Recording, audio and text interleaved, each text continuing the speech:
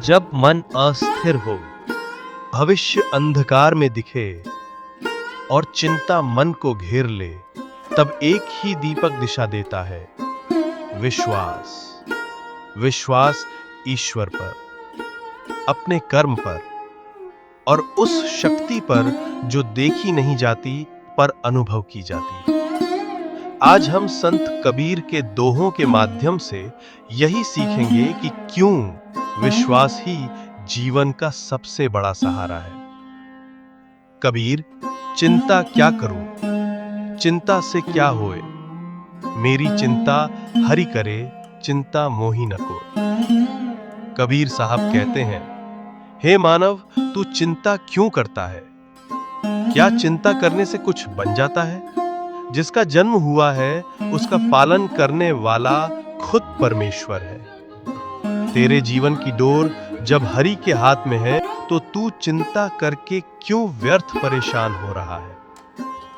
भगवद गीता अध्याय 2 श्लोक 47 में श्री कृष्ण कहते हैं, कर्मण्येवाधिकारस्ते मा फलेषु कदाचन मा कर्मफल हेतुर्भूर्मा ते संगोस्त्वा कर्मणि।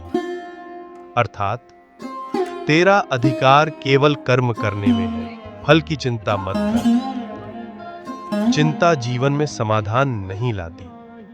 जब ईश्वर स्वयं भाग्य लिख रहा है तो चिंता करना ईश्वर पर अविश्वास है। अब कबीर अगले दोहे में साफ चेतावनी देते हैं, जो व्यक्ति फिर भी चिंता करता है वो आगे और अधिक संकट में पड़ेगा। करम करीमा लिखी रहा, नर सिर भाग भाग। जो कबहू चिंता करे तो उन आगे आग। यह करम करीमा अर्थात भाग्य के लेखक परमेश्वर स्वयं कर्मों के अनुसार तुम्हारे भाग्य को लिख रहा है। अब यदि कोई व्यक्ति इस भाग्य को स्वीकार करने के बजाय चिंता करता रहे तो कबीर कहते हैं कि वो आगे आग अर्थात और अधिक दुखों की ओर बढ़ रहा है। चिंता उसे शांति नहीं देती बल्कि और बड़ी आग में धकेलती है। यह दोहा केवल भाग्य की बात नहीं कर रहा, यह मनोविज्ञान भी है। जो व्यक्ति चिंता में डूबा रहता है उसका चिंतन क्षीण हो जाता है, उसके निर्णय कमजोर हो जाते हैं और वो अपने ही हाथों से अपने जीवन को और अधिक कठिन बना देता है। कवि रामधारी सिंह दिनकर की पंक्तियां इस संदर्भ में याद आती हैं। मनुष्य नहीं भाग्य विधाता है। दिनकर भी मानते हैं कि भाग्य से लड़ना चाहिए लेकिन चिंता से नहीं, कर्म से। तुलसीदास जी रामचरितमानस बालकांड में कहते हैं, होई ही सोई जो राम रचि राखा, को करि तर्क बढ़ावे साखा। जो कुछ राम ने रच रखा है वही होगा। चिंता या तर्क करके कोई अपनी बात नहीं बढ़ा सकता।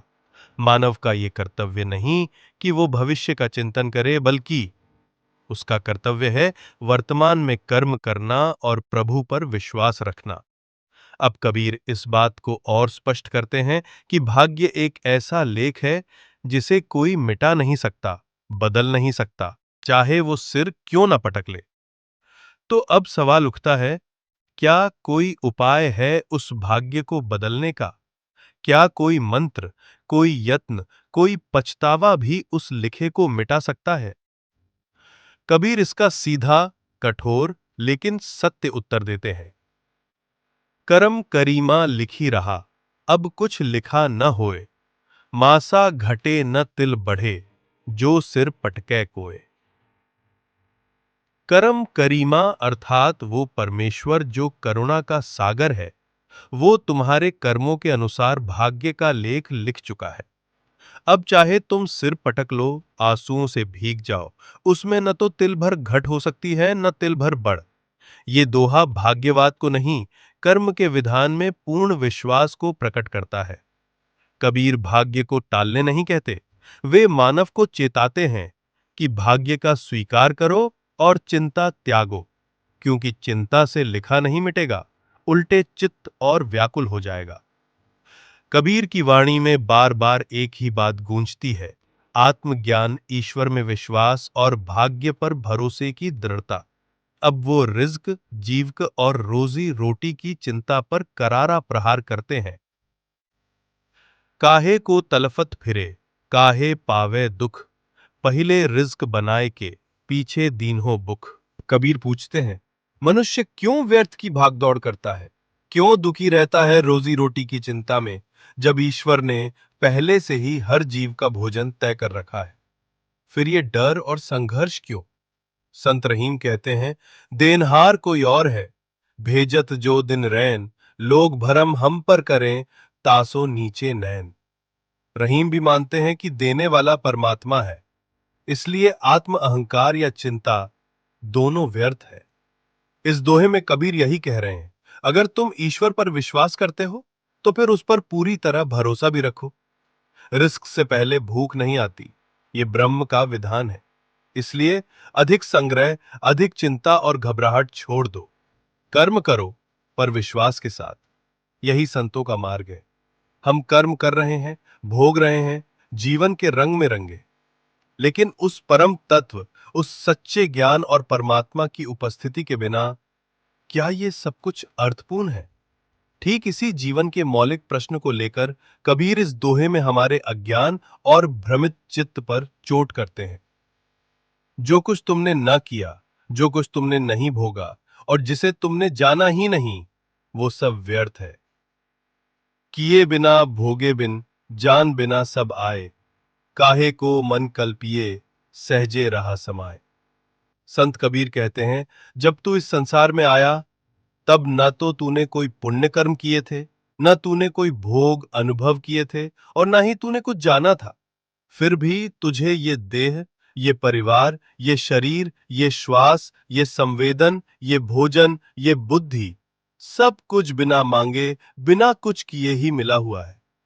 ये ईश्वर की करुणा का प्रमाण है। तू शून्य था, फिर भी परमात्मा ने तुझे संपूर्ण बना दिया। अब जब सब कुछ तुझे बिना मांगे मिला है, तो तेरा मन व्यर्थ की चिंता और कल्पनाओं में क्यों डूबा है? क्यों तू भविष्य की चिंता, दुख की कल्पना और मोह माया के भ्रम में फंसा है? सहज रूप में परमात्मा तुझ में समाहित है। तू बस उसे भीतर महसूस कर, बाहर मत ढूंढ। तेरा जीवन एक दिव्य कृपा है, इसे कल्पनाओं से बिगाड़ मत। इस दोहे में कबीर आत्मज्ञान और परमात्मा के सहज अनुभव की बात करते हैं। कबीर हमें याद दिलाते हैं कि जब हमारा कोई स्वत्व नहीं था, तब भी ईश्वर ने सब कुछ रचकर हमें सौंप दिया। यह कृपा का चरम रूप है। इसलिए हमें अपने जीवन को मेरा है, मैंने किया, मैं बनाऊंगा जैसी अहंकारी दृष्टि से नहीं देखना चाहिए। परमात्मा ने तुझ पर अनंत कृपा की है, तुझे बिना मांगे सब कुछ दिया। अब तू अपने मन को व्यर्थ की कल्पनाओं, दुख और चिंताओं में क्यों फंसा रहा है? परमात्मा तो तेरे भीतर ही समाहित है। बस मन को शांत कर, उसी सहज स्थिति में ठहर जा। वही आनंद है, वही मोक्ष है।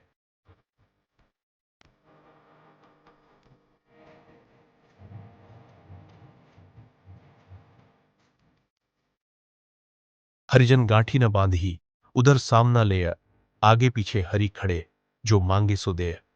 कबीरदास जी कहते हैं कि जो सच्चा संत है, वह भविष्य की चिंता में वस्तुएं संग्रहित नहीं करता। वह जितना चाहिए उतना ही लेता है। उसे विश्वास होता है कि प्रभु हर समय उसके साथ है। इसलिए जब जैसी आवश्यकता होगी, प्रभु स्वयं उस जरूरत को पूर्ण कर देंगे। लेकिन यहां एक बहुत महत्वपूर्ण बात समझनी चाहिए। यह दोहा आलस्य, निष्क्रियता या अकर्मण्यता का समर्थन नहीं करता।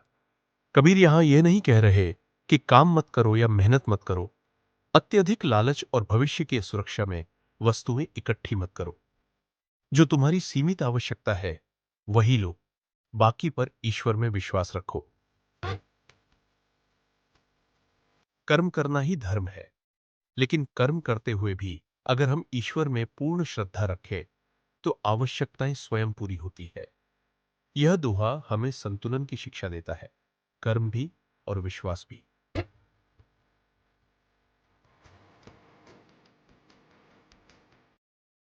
यहां संत कबीर यह नहीं कहते कि मनुष्य को प्रयास नहीं करना चाहिए या वह अकर्मण्य बन जाए।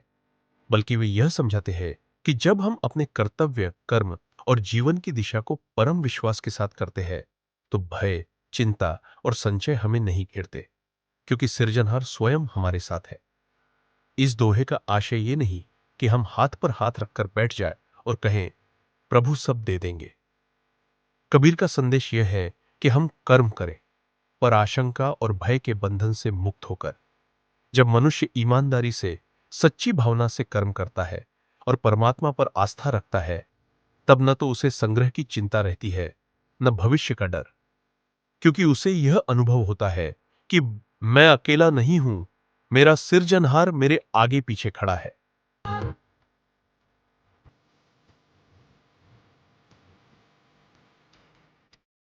तो इस श्रृंखला में कबीर हमें सिखाते हैं, कर्म करो, लेकिन चिंता और संचय से मुक्त होकर। भक्ति करो, लेकिन डर के कारण नहीं, बल्कि उस आनंद और भरोसे के साथ कि तुम्हारा भार वह परमात्मा स्वयं संभाले हुए है।